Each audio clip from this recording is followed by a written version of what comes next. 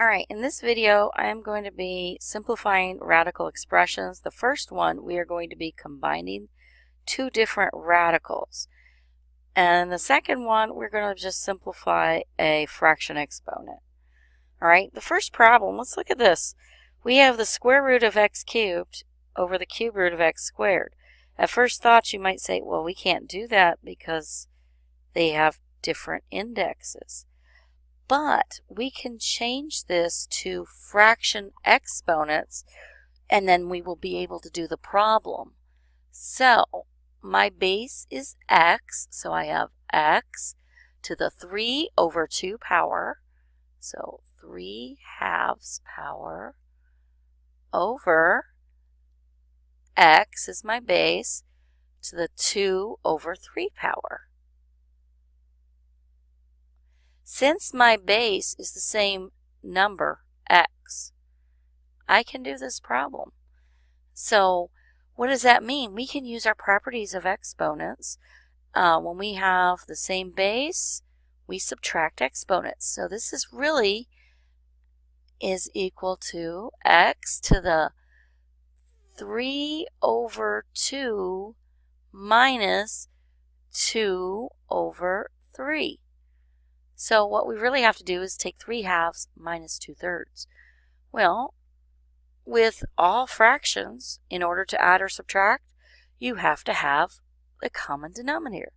So common denominator with 2's and 3's is 6.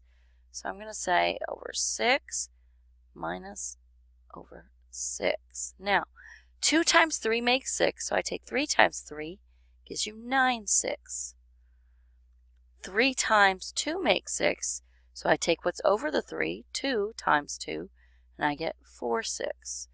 9/6 take away 4/6 equals 5/6. So I have x to the 5/6 power, and that is my answer for the first problem. Now the second one would probably be easier to change to radicals. So this is the same thing as saying I have the 4th root of 16 to the 3rd power.